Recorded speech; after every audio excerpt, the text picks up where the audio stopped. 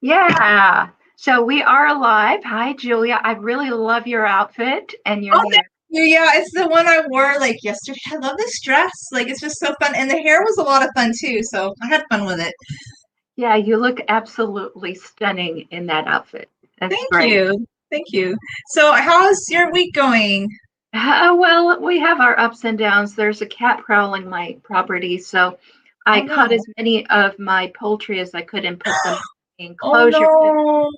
I don't want them to get killed. I have one Oh, lame oh duck. no. And You cats are know, very predatory towards birds. I'm worried about that. Oh no. yeah, I mean, we have lots of wild birds too, and there's this cardinal that keeps coming there. But I have one lame duck. So the lame duck and the chickens are all cooped up, but three of the ducks I couldn't catch because they're not lame.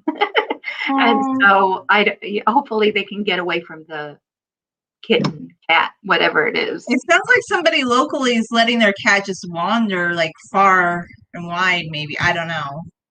Yeah, I mean, I saw it from far away and I got scared. They did not, Yeah, they're maybe. not going to because they don't know what it means. They're just going to be like, oh, animal. And they're probably going to walk up to it. And this has happened before. I've seen birds and I've seen a cat just get them. Like, Yeah, but that's not our topic. That no, you just I know, where things are definitely. going. So sometimes I get frazzled about stuff that has nothing to do with what we're talking I about. totally understand. But this is actually, you want to take care of your livestock. I get it. Yeah, yeah. I mean, the thing about freedom, and this is true for anybody's freedom, I have free range chickens and ducks, and it's wonderful to have freedom. And I love to see them going out into the world and doing things and enjoying life and catching their own worms and bugs and things, and Hmm. not just necessarily having to get bugs that I buy for them that are already dead. Yeah, Uh, exactly. but the downside from that is there is a higher mortality rate that goes with being free. And that's true for us too.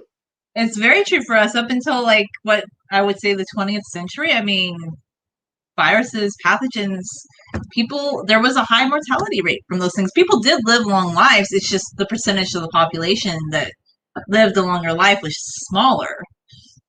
Right. And now we're so paranoid. So yesterday I was mowing the lawn in the backyard. I do that myself with a real mower because I Mhm. don't want Bo to get upset by the noise of of a motorized lawnmower. So well, I started sneezing and then I got paranoid and thought, whoa, do I have the coronavirus? But I'm allergic to grass.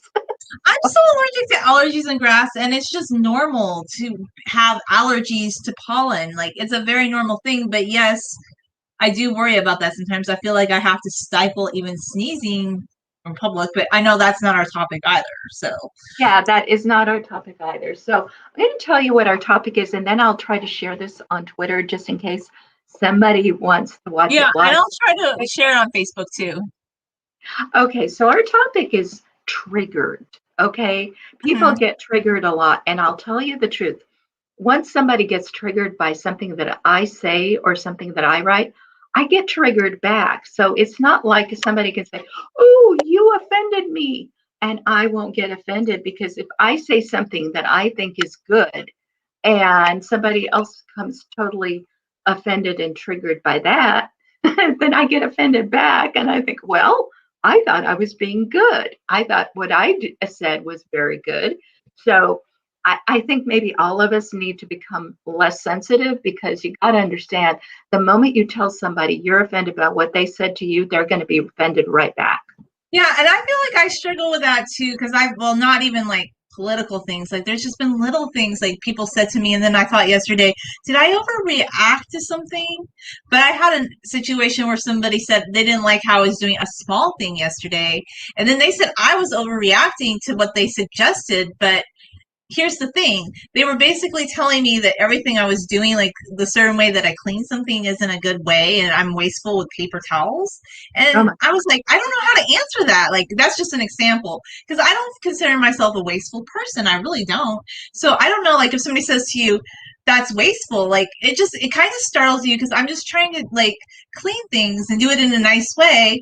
And I feel like I'm doing something good. I feel like this relates.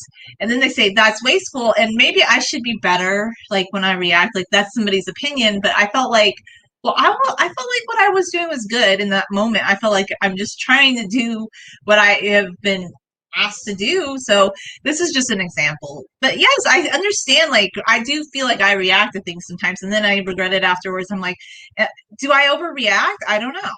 Like, Yeah, so I don't know what the correct policy is, but when I go to the trouble of writing a play, which turns into a musical, which I share with somebody else, and my play has a certain point of view, and yeah. then somebody tells me, that's not something good what you did there.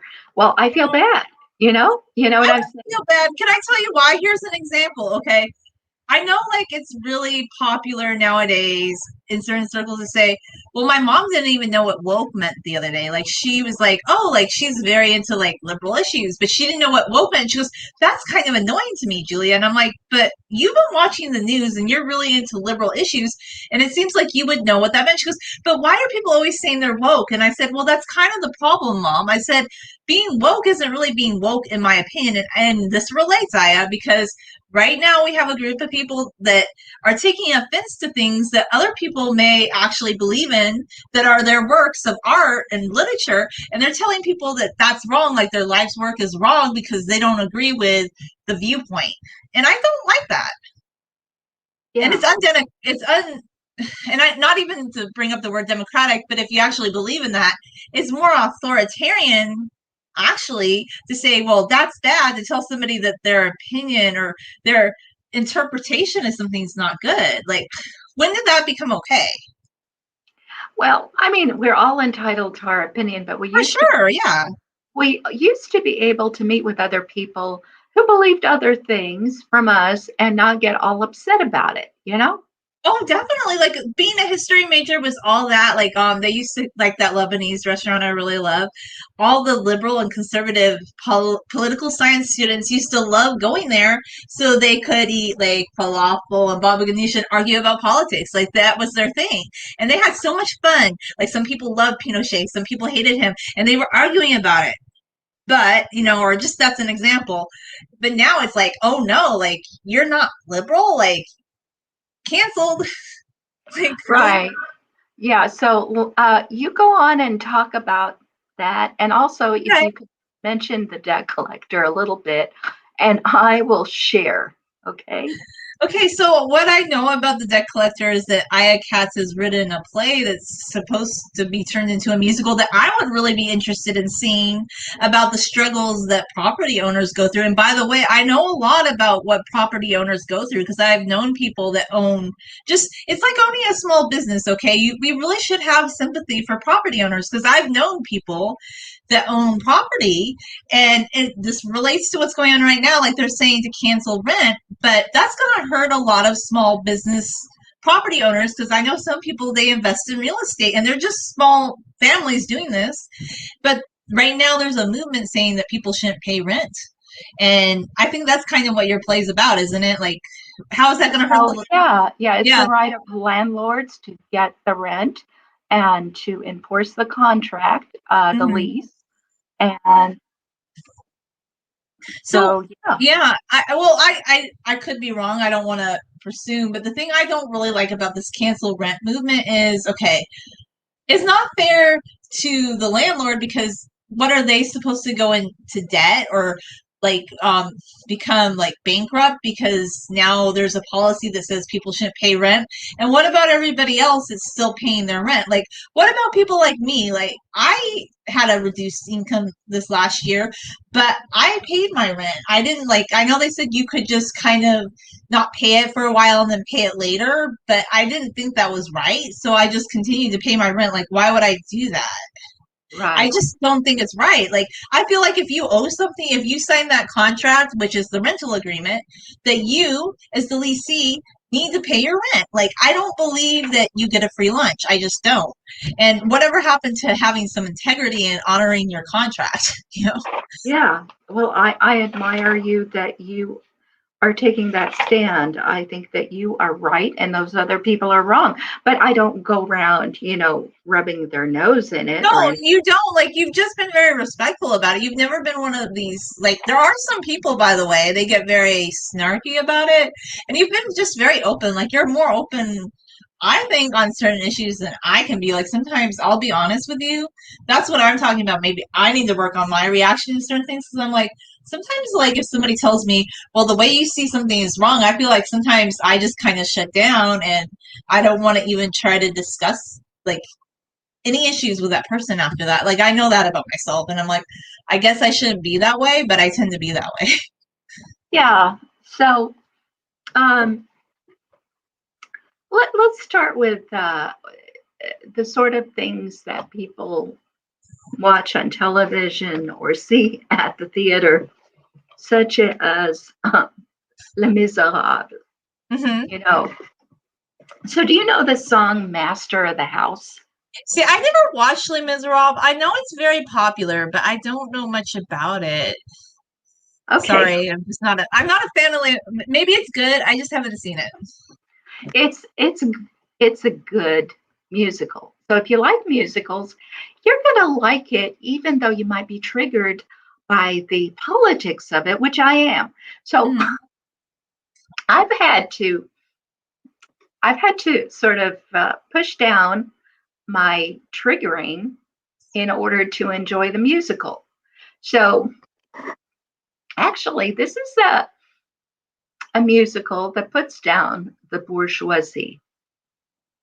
And I don't know whether you realize it, but the bourgeoisie, that's the middle class that everybody.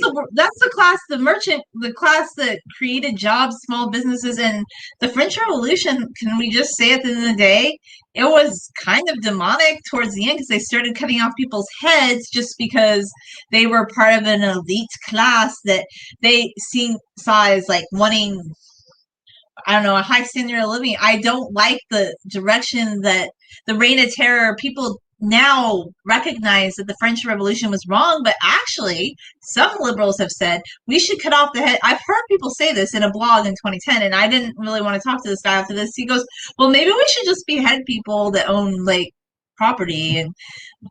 And it also Yeah. plays into, yeah, that thing I told you about the one man. He said he doesn't really know if he could defend property rights. Like, he didn't like the idea of property rights. Did I tell you this story, Renz? Yeah, I think you did mention it. Yeah. Yeah. Okay. Uh, Les Miserables is not actually set in the French Revolution. Oh, it's not. Okay. During one of those other periods, because after the French Revolution, then there was Napoleon, then Oh, the yeah. monarchy was restored. Then you remember there were all these other things. Oh, yeah. So it was during one of those periods where again the people were rising up against the bourgeoisie because it went like this. But you're a Yeah. history major, so Yeah, up and down. And honestly, there's been a lot of little dictatorships in France, and then they'll claim to be more democratic. But if you looked at Charles de Gaulle, like, his rule wasn't exactly democratic. It's interesting. Like, the French have had an interesting history of politics since the French Revolution. Okay, so I just want to focus on this one song. Okay. Okay, in Les Miserables, it's a beautiful song, and because I like musicals, I like lyrics, I like songs, and of course, I heard it in English, of course, but there's the French version as well. Um, it makes fun of these two people, and they're really bad people. They're an innkeeper and his wife who take in a child that a woman of the evening gave them to take care of, and she gets sick. She keeps sending her income to them, and they treat the little girl very badly. And they take the money but don't really take care of her and treat her like a servant when they were supposed to be taking care of her. And they basically cheat all their customers by watering down the wine, and everything is not as it seems, and blah blah blah. So The problem, if you think about it as this buffoonish kind of guy and his really super overweight wife, and uh, who think that they're wonderful, but they're really not. And okay, it's just a fun song. But if you realize that's the entire bourgeoisie being depicted that way in this musical, then you might get triggered. You know what I'm No, saying? I would get triggered, but yeah, it would bother me. But then another thing that I just see from this is that I didn't see in the past was, oh, really? So here you have like the underclass. They're like, we could do a better job. We'll be egalitarian, but they're going to go around and do the same exact thing that they're accusing the bourgeoisie of doing. Not that they're doing bad things. I don't believe that property ownership is wrong or, being a landlord. That's not wrong. I don't think landlords are all out to cheat everybody. And even if they do charge higher rent, if their property is worth it and people are willing to pay that price, that's the contract between the people that want to lease the property and the landlord, right? Right, right. Yeah. So, and there were many other situations in which I noticed the popular culture and successful shows were always pandering to this sort of left wing anti landlord sentiment. So, I It's think I told you, hypocrisy, though. It's yeah, hypocritical because you know why? Those same people, when they get into power, when they're in control, they help people in their own circle, and they're actually bigger in nepotism than people who support the free market. So that's like, even though I have a reaction to this, liberal view of it, I just look at the hypocrisy and I'm like, that's kind of funny that you're buying into that. yeah. So, way back, I guess it was in the 1980s, there was a show on television. It was called Beauty and the Beast. Oh, Again, yes, I remember that show, yes. yeah. And since I like science fiction, I like fantasy, and I like this kind of stuff, I started to watch it, but then I got offended because there were all these shows in which landlords in New York, I think it was New York in this Oh, case, yes, yes.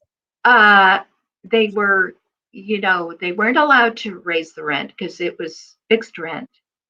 And they weren't doing a good job of repairing things. Well, how are they going to repair things if they can't raise the rent? They can't make a Yeah. profit, Yeah, they can't repair anything. So what are they going So, to do? right. So in one of the shows that I watched, there was an evil mustache twirling, Oh, landlord who was plotting to to somehow make the tenants leave uh, in an illegal way because there was no way he could evict them otherwise to make use of his property. mm. There's, Okay. yeah. Also, too, just to point out, there's some racism towards Asians, like in this topic, because I don't know if you remember Breakfast at Tiffany. They have a white man portraying an Asian, and they try to make it seem like an Asian landlord is like a cheapskate, but nobody like really talks about that too. I'm just saying that's another issue. Right. Yeah, And also they're especially mean to landlords of poor people. And what they don't realize is when they make rules like that, they're actually hurting the poor because then nobody wants to be a landlord for anybody but a well off person. Because if you cannot evict the poor are never going to get good services. Do you understand what I'm yeah. saying? Well, I agree with you because if you're not paying your rent, you don't get to live there for free. I know there's this whole new idea like cancel rent, but I have a big problem with that because many people continue to pay their rent through the pandemic. And what do you tell? Okay, you could be poor, but you could still find work. I know people kept saying there were no jobs during the pandemic, but that wasn't true. There were a lot of jobs. They were just jobs people didn't want to do because the government said everybody was staying home, but I knew a lot of people weren't. So I'm just saying people could be poor, but they still could have a job and they can still pay their rent. So it's a fallacy. Like at the end of the day, the problem I have with this is it's a fallacy when they say that rent's unfair. Life isn't free. Right. So I Yeah. have a song. I guess if we tried to share it, we wouldn't be able to hear it. Is that right? We can try and see though. I can see what would work. Okay, so it's on my main channel, and there's a Okay. playlist of songs for the debt collector. And This one song is called God Help the Lonely Landlord. Okay, let me look and see if I can get it to play.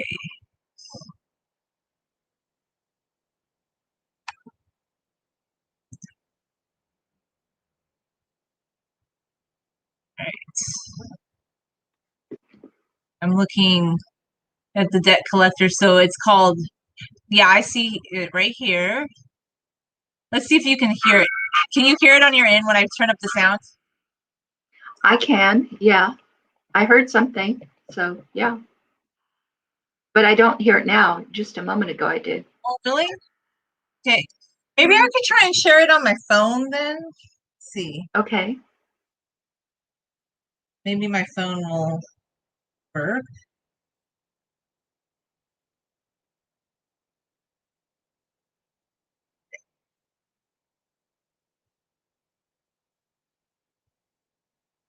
Type this in.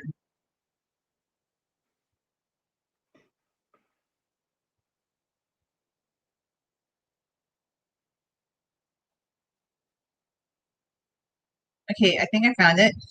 Okay. Let's see. God help the lonely landlord, gives the poor a home. Oh, yikes, sorry. They judge me by their standards, but I am all alone. It's true that I'm an owner, but just what do I own? When the rent is late, they owe me, but I still pay the loan. You see, there is a mortgage, and taxes are assessed, and the tenants are so horrid when they leave. Who cleans the mess? But who am I to judge them and what they choose to do? To live beyond their budget when the rich all do into. Very good. Yeah, I There- thought that was, I really, like, I don't know why people are offended by that. She just said, Well, she it's doesn't say not that's not the offensive one. So let me explain to you how it works in a musical. In the Okay. musical, the good guys in a musical usually get the sad songs. You know, this was a sad song Yeah. because I made the landlady a good person. So she's not funny, and it's not a funny song. Yeah. And in the Miserable, the sad songs like this are given to the little girl who, and to the woman who's dying, who's got a venereal disease and is dying, you know, and all the victimy kind of people, right? They're the good guys, and then this landlord guy is funny, and he's got a funny song, and you can, you know, the music is cheerful and blah blah blah, but you're supposed to laugh at him. So, in my musical, the people who are given more of that situation, although they're not bad guys, they're not villains. I don't actually have villains on stage in my musical. Everybody is a person. Everybody has faults, but they also have strengths. And this character that I want to tell you about eventually becomes very important and teaches a lesson also to the debt collector. So I don't want you to think it's one-sided or anything Oh, no, like that. I don't, I know you did both sides in the story. Yeah, so everybody learns a lesson at the end, and nobody is perfect, and nobody is a villain either. Mm-hmm. In fact, if there is a villain, it's the woman off stage who tries to adopt a child by force. But we don't Ooh. have her as a character. Okay, we Okay. don't. That's just like a storyline, right? Yeah, it's a storyline, but we don't see her because my point was not to hate anybody in the Okay. story. Okay, but I did write some funny songs.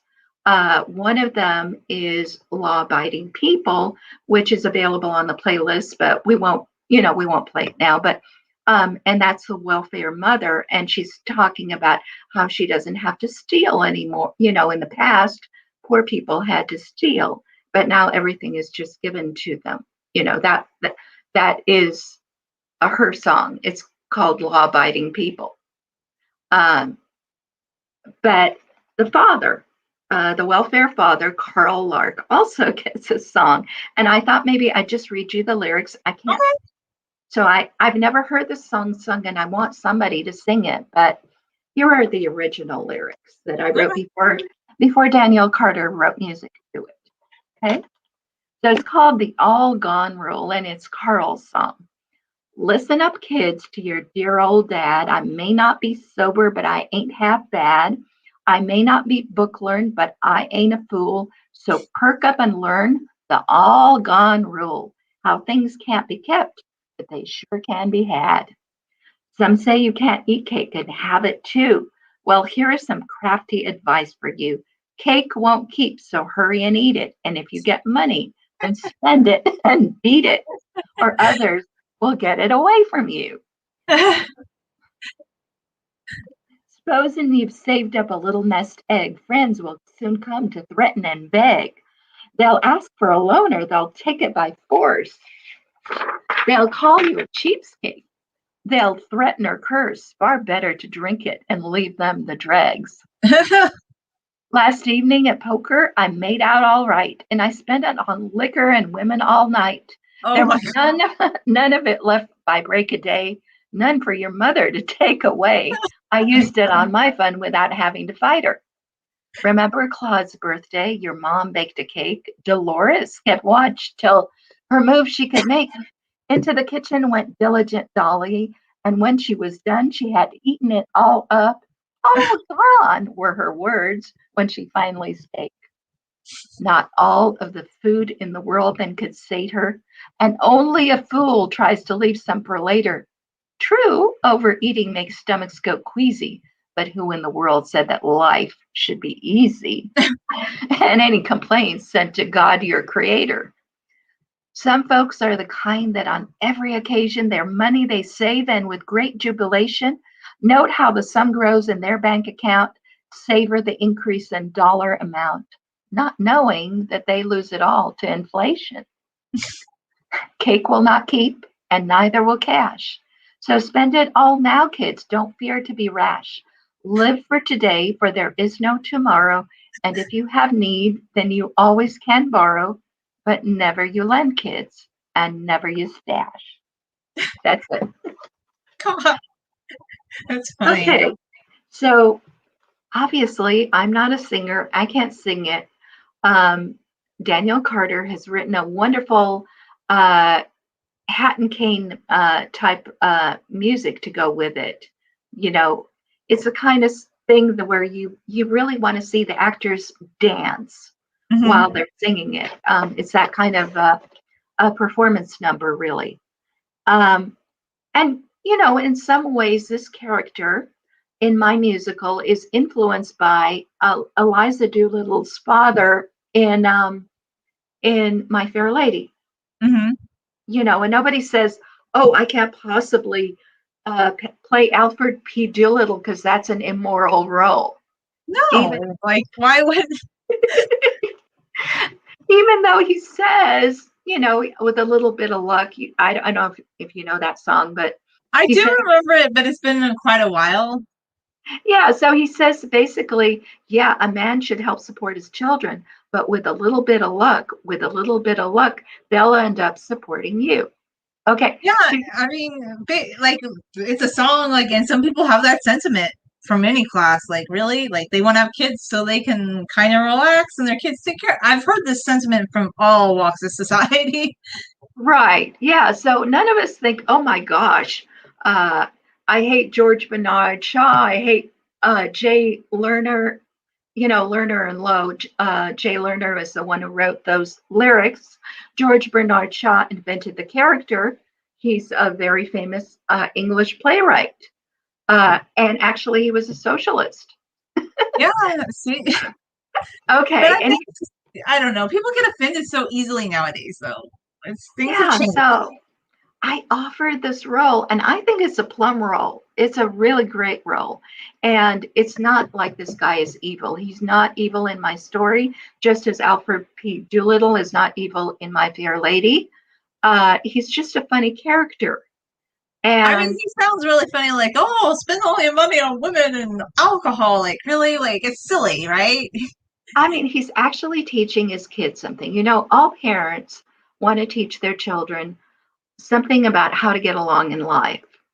And the reason this works, this is a policy that works, is not because poor people made it the policy, it's because the people in power, the power elite, have created inflation.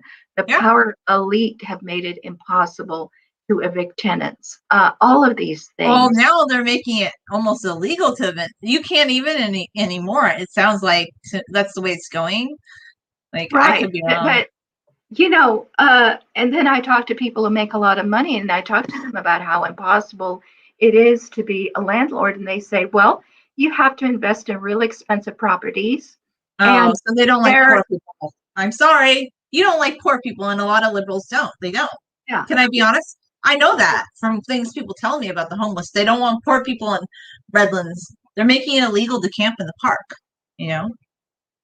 yeah, And there's somebody that was opposed to that because where are the poor people going to go? Or the homeless? I don't know.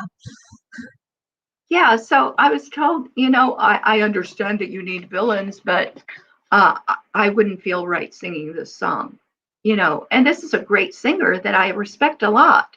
So I don't want to go and be offended or dislike him because he said that. I will still offer him other songs. I'm just saying it was kind of offensive to me when I heard that. You know what I'm saying? Yeah, I can understand your reaction because it's something you've worked on. You've invested time writing this song. I don't consider that an offensive character. It's part of a story. Why are we offended by a character in a story? Yeah. Well, the thing is, I wouldn't be as upset about this if I thought that same singer would turn down Master of the House, but I bet he wouldn't. If he got to play in a play like Les Miserables, and he got a plum role, and that is a plum role, by the way, to play that guy. It's a comical role. It's and it's a great song, Master of the House. I don't think he would turn it down. And this is also the same kind of thing, except that I am not a liberal. Yeah, and I'm sorry, like it really bothers me, and I'm seeing that right now. Like, I like libertarians; they're the most open-minded in general. But lately, it seems like I'm seeing libertarians be torn apart for not having like a left-leaning stance. But why? I don't understand. We're not allowed. We can all have our own opinion, but now you're ostracizing someone because they have a different opinion than you. Yeah, well, I think it turned out that the former chair of the Libertarian Party he was very competent. I want to say good things about people when I can. So Yeah. very competent, very good parliamentarian, very good attorney, in terms of very smooth, but he was actually the enemy in charge of us. Wow. That's interesting. Like, kind of didn't actually like the true libertarian policy, maybe. I could be wrong, or like recently, he had a Facebook post in which he said, and I'm one of his greatest fans, according to Facebook, by the way. yeah. Because I follow. What I found out about that is just you follow the page and you interact with it more. There are some conservative people that are the greatest fans of the Democratic congressman in my district, Pete Aguilar, but they hate him. But it says top fan, and I'm like, oh, you mean top commenter? I don't know. Top interactor. Yeah, so I saw this thing and he said, if something is good to do and you don't do it, then you're bad, or something like that. And it's just no, in a free country, you don't have to do anything, even if it might be a nice thing to do. You don't have to do it. That's what freedom is about. That's what freedom's about. I mean, unless we want to be bureaucratic, like, you know who like became almost the inventor of bureaucracy. I would say Suleiman the Magnificent had many strong points, but I don't know if I agree with his bureaucratic ideas, because he would appoint all these little, people like to be ministers, and a lot of them ended up being corrupt later. He would get rid of them, but how do you know? Like, these people start acting like petty demagogues, so to speak, in my opinion, like little mini tyrants. I thought the whole idea of a free country was we didn't do that. Right. So now we're going to be triggered if somebody has enough money to donate to a particular cause but chooses not to. I mean, is that what we're talking about?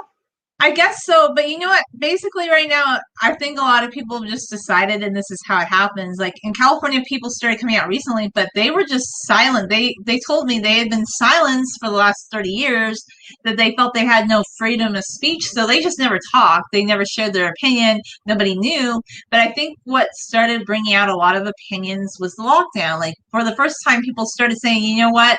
This is just one step too far. And they started expressing what they really think about it, that they don't agree with all the California liberal policies. And now people are saying that they should be deported. People that live in California, that are very Californian, very into diversity, that are many different ethnicities, but they have a conservative viewpoint. So they're being told that they should be deported because they don't believe with extreme lockdown that hurts small businesses that actually, oh, like this dress, do you like this dress? Oh, that business isn't around anymore because they weren't allowed to operate during COVID for 3 months, but Walmart was open. Yeah. You see what I'm saying? Like, it's just, I know I'm going off topic. I'll stay. No, it's not off topic. Yeah, I guess what I'm trying to convey is a petty demagogue, Gavin Newsom, example, can say, oh, you should just stay home all the time. And if you do go out, when we go out, like, oh, you have to wear a mask when you're chewing. And like, but then, it comes out that he went to an upscale restaurant and he had a steak dinner, like almost $500 dinner with these big wigs from the, amusement park industry and his friends, but that was okay, and they were all sitting really close at the table, but he was telling everybody else to social distance and stay home, and if you're over 65 you shouldn't leave the house. And I know people, okay, like my own parents, I'm sorry, but they don't ever want to leave the house because he told people over 65 you should just stay home. And a lot of people now are afraid to ever go outside again, pretty much. I get it, COVID's a real thing, but if a small business was sanitizing and doing all the same things that Walmart did, why couldn't they be open? Yeah. Anyway, I digress. I'm just going to say. No. It's all. I think it's on point. I'm trying to stay on point. I'm just saying we have petty demagogues in the United States, which is supposed to be a free country, but this is why California is having a recall right now. And I'm not pro Caitlyn Jenner. I'm actually pro Nicholas Wildstar, who's the Libertarian candidate. I hope he gets elected. So that's my stance on it, Okay. So I'm glad the recall is going well. Yeah, it sounds like it. They have to get it on the ballot first, but if they get it on the ballot, I hope they do. And overall, I don't agree with Nicholas Wildstar and everything, but I think in general he's pretty good because he's just pro, like, don't have small businesses be forced to be shut down. Like, let people have a choice on whether they're vaccinated. And he says in general, like, he thinks, yeah, there is some corruption in all segments of the government, and he isn't wrong. Yeah. So that's my person I'm supporting. So we'll see. Like, I hope it does go through because Gavin Newsom was very elitist. He said he was going to be the president of the United States because he was so good with his liberal policies. And he just got mad because it turned out people didn't agree with him. And then he keeps pushing back. He's like, I'm saving lives. But yet we have the highest rate, and we've had more people die in our state of COVID. So were his policies really as good as he claimed? We had more people die than New York. Yes, we have the most populous state, but New York has a very densely populated city, New York City. And LA is not that densely populated. It's pretty spread out. Yeah, that's true. I don't really think, but here's another thing. Like, right when COVID started, they brought back all the diplomats that had been in China, and they supposedly quarantined them on the Air Force Base. But they didn't really give them a test or anything to see if they had it. And then they dispersed out into the community. And soon after that, I mean, we know that they were letting direct flights in like every day. And of course, like, COVID came here from a direct flight. Somebody had it in China. I'm not getting into that But that's the truth. Like, people had it abroad and they brought it to the United States. Yeah. So anyway, I'm just saying, we don't need petty demagoguery. No, we don't. But I guess the real question is, what should we do when we feel triggered, so that we don't like have an avalanche of triggering? So I'll tell you what musical I'm kind of boycotting right now because I'm triggered by it. But Okay, yeah, I want to hear what you're saying. so it's Hamilton. I just can't because he's the guy that got us into deficit spending. So I just can't. I'm not interested in Hamilton, and I have a different reason why. It's because people keep telling me, okay, when things get a little too trendy and they keep telling me, oh, I really need to like it, then I'm just kind of not interested. And I saw some songs, like cover songs of the songs in Hamilton, before I even was like really, it was on my radar, and I didn't really like them. I didn't think it was that good, but people keep telling me how good Hamilton is, and you like musicals, right? I'm not the biggest musical fan, and just from what I've seen, it didn't make me enticed to want to see it. And then when people kept pushing, saying I needed to go see it, I kind of was just like, I don't know, I'm not interested. Yeah, I don't know. My heart feels hurt on so many levels because, on the one hand, before Hamilton became a thing, I had been working on The Debt Collector for years and years and years. And I also wrote The Adapter and The Pirates, 2 books. And I just cannot. I think my heart would explode if I had to watch Hamilton. And you don't have to, and I don't think anybody should have to. And another thing is, I actually think it's okay to say why you don't want to watch something that's being popularly pushed, because perhaps you wrote something that you really believe in and you would like people to see that. And I totally get it. I mean, it's okay to be invested in something you created, and it's a good thing to believe in your own values. What's not good, my opinion, something that's kind of going on with Hamilton, it seems like they just want to push a certain narrative, but Alexander Hamilton wasn't perfect. Alexander Hamilton was a very flawed man, but it seems like they want to keep pushing how bad Aaron Burr was. But when I read about it, Aaron Burr wasn't really that bad, whereas Alexander Hamilton was kind of a womanizer and just different things about him. Yeah. I don't think he's a saint. Like, why are we giving him sainthood?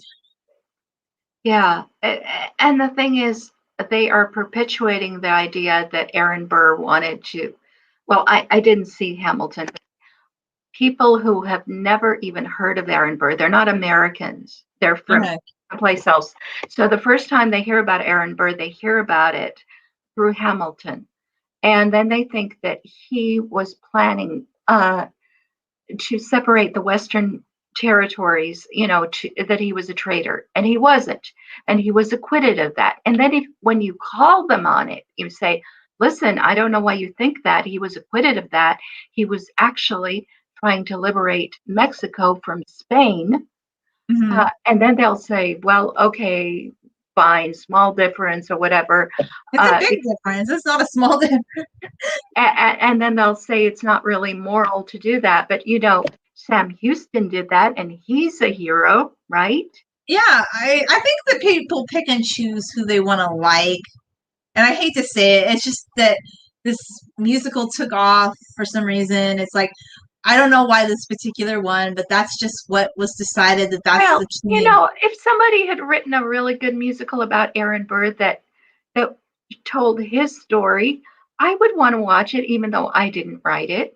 But it's not just that somebody else wrote it. It's that it goes exactly against everything. And what you believe, like with the creating the national debt and the national banking system. And by the way, I don't think Andrew Jackson was a big fan of, the banking and the government being behind the banking system either. Like, there were other people that criticized it. It wasn't just Aaron, Yeah. It wasn't like a popular idea. Not everybody agreed with it. And that's another thing too. Like, we're just pushing this narrative that's good. And isn't it the beginning of problems, like with the national debt, it seems like? Well, yeah, but all of this goes together. So the guy who doesn't like a song in which I explain why, because of inflation, you have to spend all your money, that must be a guy who believes in inflation, who thinks that's a good thing, who believes in deficit spending. Mm. I don't like the whole idea, but they just say now, like they used to pretend, like the Republicans used to pretend that they were against it. Now, during Donald Trump, we learned that they weren't because, like, oh my gosh, like, oh wow, like he spent like there was no tomorrow. But now, like everybody's like kind of pro spending, but it's like it depends on what your side wants. I guess it's just, but it's out of control. Like this whole COVID vaccine, it's costing a lot of money, and they're giving it free to everybody, right? Yeah, Everybody gets it free, it's but where does very all that money vicious. come from? You know, when I was a little girl, my grandmother told me if somebody offers you something for free, don't take it, it's poison. Well, That's what she told me. yeah, I mean, I have a lot of reservations about. I don't feel like it should be mandatory. Yeah, I got it. Like I kind of have reservations about whether it was a good thing or not. I really do. It shouldn't be mandatory. That's the thing. It's kind of Well, creepy that it's yeah, but mandatory. what I'm saying is, if it were a good thing, wouldn't they make you pay for it? That's what I'm saying. Probably they would, but it's still in trial. Can we be honest? Like people are like, oh, it's like gonna be a miracle, but we don't really know the long term effects. Like they keep trying to push. They're like, yeah, but people in the healthcare industry, they're not getting as bad a cases of COVID. But then somebody said, but they're still wearing masks, and that's another thing too. The whole thing about the vaccine was supposed to be, oh, once we were all vaccinated, we didn't have to wear masks anymore, but we're still gonna have to do it. So what's the difference? I don't Yeah. know. I don't know. And I still think if you have your own business, like, okay, like I get it, most businesses are going to make people wear masks, but let's say if one business, like there was a cake, I don't know, bakery, they didn't want to wear masks. They said it's hot back there. And the owner said he didn't agree with the mask mandate. And there were a lot of people in California who didn't, but then Gavin Newsom came back down and said, no, in your own business, you have to mandate masks, even if you agree with it or not. I don't know. I know So it's crazy, and there's actually no prescription for exactly what the mask should be made of. It's not like if they're letting people make their own masks. How is it possible that all these masks are equally effective? Or I you know, don't think the mask is super effective, but I still think that the paper one is better because it's lighter weight, and it turns out the filtration, I don't think it's great, but the filtration is actually better in paper masks. But they keep telling people, like they keep pushing this narrative that it's wasteful and that it's a medical mask, which it isn't because it clearly says on the box that it's not. And here's another thing too. Lately, now they're starting to say, even though like they were pushing Lysol wipes and Microban and all these things I didn't buy because I just clean my house with vinegar and I feel like I'm a pretty non-wasteful person. But now I feel like I'm getting implied that I'm wasteful because I would rather wear a paper mask than reuse the same cloth mask all the time. And I have tried cloth masks, but they're too hot. And it gets kind of gross after a while, like wearing that same mask. And a lot of people are going out. I was seeing yesterday they're wearing paper and cloth masks that are dirty out in public because they're required to do it. And I just really don't want to see like your coffee stain on a mask where your mouth is. It's disgusting. Like I'm like, I don't know how if that's hygienic, but it's kind of like people are like, well, their mouth is covered, so it's okay. But I don't know. Is it okay? no, it's not okay. And what if you have to sneeze? What if it's allergy season and you have allergies? And Well, basically what they said is, oh, you should have like, and I heard this once, 15 masks with you just on hand. And that, oh, if one gets wet, you should just like change it. oh my God. But the homeless people can't do that. So I see a lot of homeless people wearing the same dirty masks that were donated to them months ago or a year ago. And they're walking around just wearing these and they're not washing them. It is a hygiene hazard when people start wearing the same thing. And if COVID is a problem, I still feel like, well, it could be somebody touching their mask and then touching a surface, and they're worried. They're saying, "Oh, the touch surfaces." Now they're saying, "Well, that's a low risk." But I feel like if you're wearing a contaminated one and you're touching things and touching people, touching cash, then yes, it's going to be a problem. But Okay. Anyway, going back to being triggered, what do you yeah, think? What is the correct response to somebody who tells you they're triggered by something you said or wrote or did? what's the correct response? I guess it's just to say, well, that's your opinion and I have a different one, I guess. I mean, I don't know. I'm not good at not being triggered. I guess I get triggered. Look at me. I get triggered by a lot of things. So Yeah. So it's hard to say it.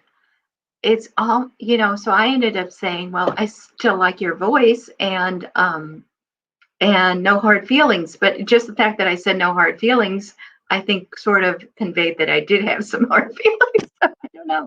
Well, I just don't understand why I had to come to that. I feel like it's kind of sad that we're at a point in history where now all of a sudden, rather than having a dialogue, we're just like, oh, here is a block button. I'm going to block you because you don't agree with me. And I think blocking someone is just socially like abhorrent. Because if you were in a social situation, would somebody just say, I'm blocking you because you said something I don't like? Would they? I mean, is that correct behavior? I don't know. Not that in this case they're blocking someone, but it's nobody's blocking anyone, and hopefully. No, I mean, I guess what I'm trying to say, but they're just like they're canceling your idea, though, in a way. Like they're just saying you can't have this idea. Well, no, they're not. They're saying okay. They were saying you'll probably find somebody on Fiverr to do it, and that. Oh, I see. Okay, so they don't want to do it, and they're offended. You know what? Maybe in this case, it's just good to let them go. I think you had a really good response. I think you were very diplomatic. You were much more diplomatic than I probably would have been. I don't know. I probably would.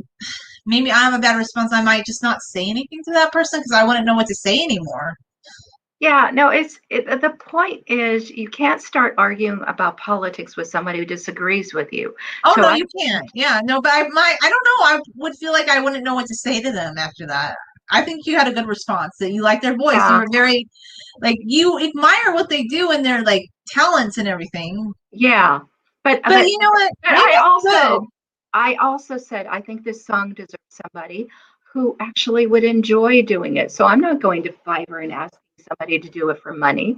I want to find the ideal singer who sees the value of the song, enjoys it, thinks of it as a fun song, and would actually like to sing it. And by the way, if somebody is listening and he would like to give it a try, I would love to hear your rendition of the All Gone Rule.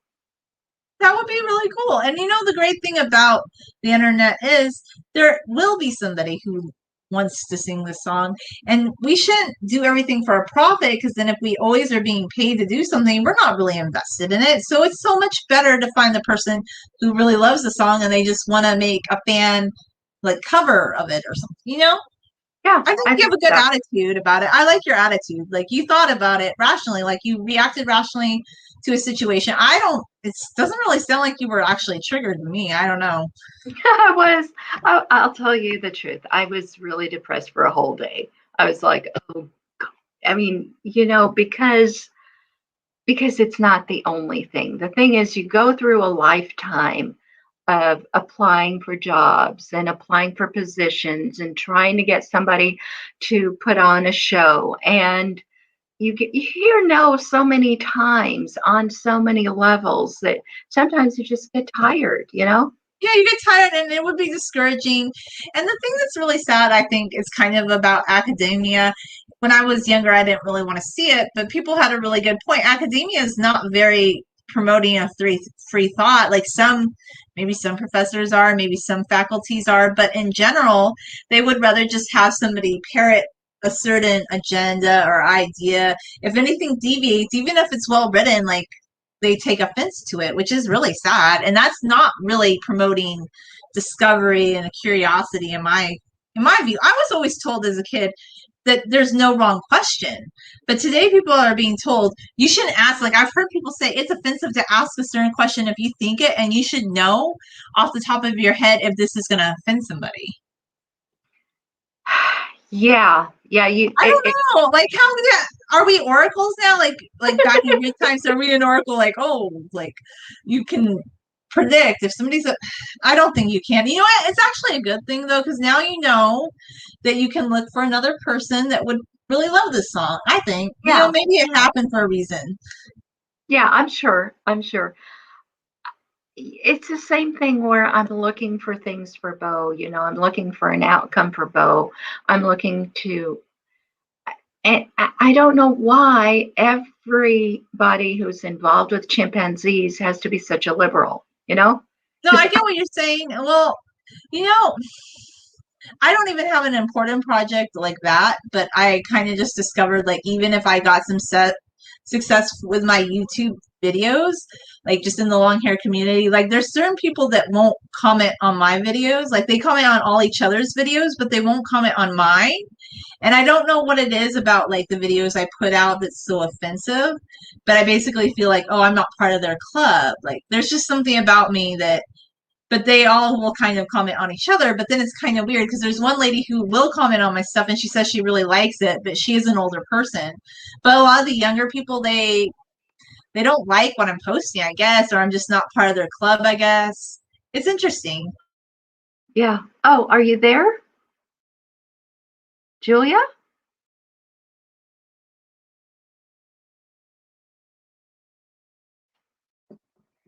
Well, we had a good run of it, but I don't know. I guess she lost her internet.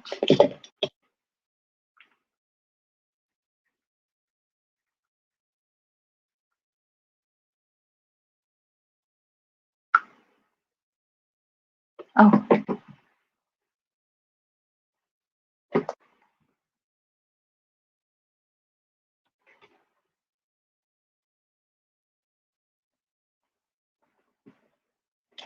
Well, we did have a very good discussion. There does seem to be some kind of a technical problem. So at this point, we will close our discussion. And if you are interested in singing a song from the Debt Collector, or you have some comment about our discussion, please leave a comment and we'll see you next time. All right, have a wonderful day.